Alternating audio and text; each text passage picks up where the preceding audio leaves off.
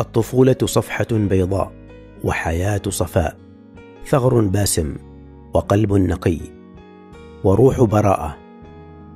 الأطفال هم زينة الحياة وعطرها، ابتسامتهم البريئة تنبع من نبع صاف كله أمل وحياة، وضحكاتهم البريئة تدغدغ الهواء. فما أجمل قلوبهم الصافية البيضاء التي لا تحمل سوى الخير والمحبة. بلا شك تلك لحظات جميلة تمر في حياة الإنسان، ثم تبقى ذكرياتها راسخة في البال. ولكن ما يندى له الجبين أن نرى في مواقف الحياة مشاهد على نقيض البراءة والمروءة تماما. فقد كانت واقعة الطف مسرحا لأبشع الصور وأثقلها حملا، فلم تفرق تلك الفاجعة بين الصغير والكبير.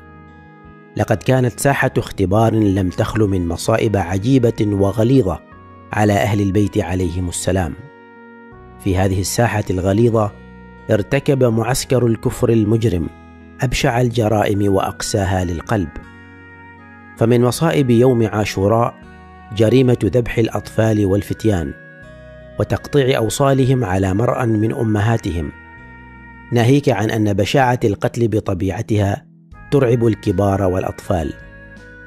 وكان محمد بن أبي سعيد أحد هؤلاء الأطفال الشهداء. هو محمد بن سعيد بن عقيل بن أبي طالب، أمه فاطمة بنت الإمام علي بن أبي طالب عليه السلام. كان محمد صغيرا، وعمره يوم الطف 7 سنين، وقد ذهب في ركب الحسين عليه السلام إلى كربلاء مع والديه، كما فعل الأطفال من بني فاطمة عليها السلام. وفي اليوم 10 من شهر محرم شاهد محمد ما شاهد من الجرائم، شاهد القتل وسفك الدماء وحرق الخيام التي كانت تضم النساء والأطفال. وبعد أن استشهد من استشهد من أصحاب الإمام الحسين عليه السلام، هب أبناء الأسرة النبوية الباسلة شبابا وأطفالا للتضحية والفداء، ورغم صغر سنهم لم يرهبهم الموت، ولم تضعف أهوال الحرب عزائمهم، فتسابقوا بشوق إلى ميدان الجهاد. لم نكن في بداية مسيرتنا إلى كربلاء نعلم ما سيجري علينا.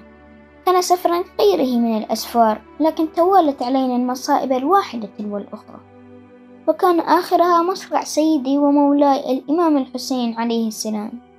إذ دبت حالة من الحيرة والأسى في قلبي، خصوصا وقد قتل جميع الرجال إلا مولاي الإمام زين العابدين عليه السلام، الذي كان يعاني من آلام مرض، وبقية النساء والأطفال حيارى لا يدرون ما سيحل بهم بعد استشهاد الرجال.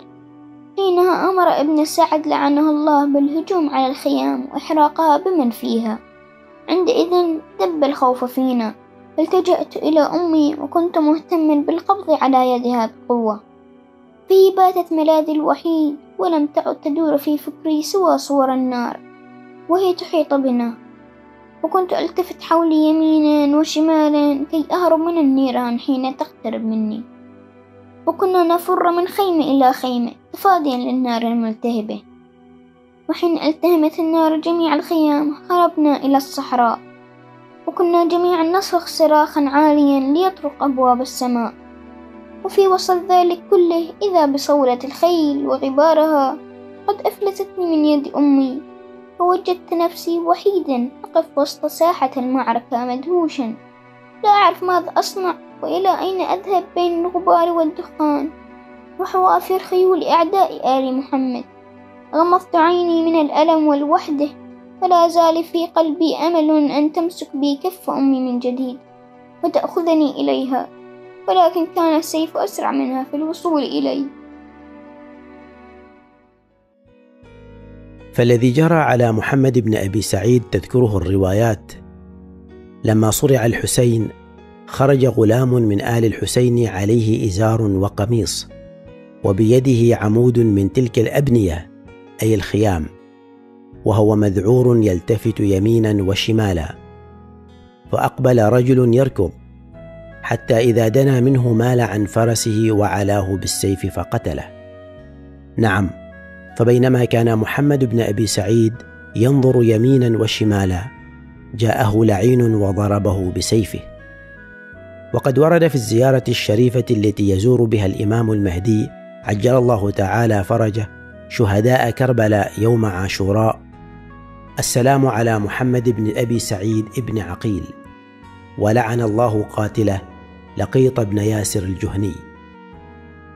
وليس بغريب على هذا الطفل أن يجري عليه ما جرى، وأن يرى تلك المشاهد المؤلمة أمام عينيه، وأن يقتل في سبيل الحق، فهو كتلك الثلة من آل عقيل الذين استشهدوا في كربلاء، فقد ضحى العديد من ذرية عقيل بن أبي طالب بأرواحهم في سبيل نصرة الحسين عليه السلام. فسلام الله عليهم جميعا، وسلام الله على محمد بن أبي سعيد الذي سجل بدمائه أحد مواقف الطف التي لا تنسى، وقد سجله التاريخ نصرة لولي الله وخليفته في أرضه، والحمد لله رب العالمين.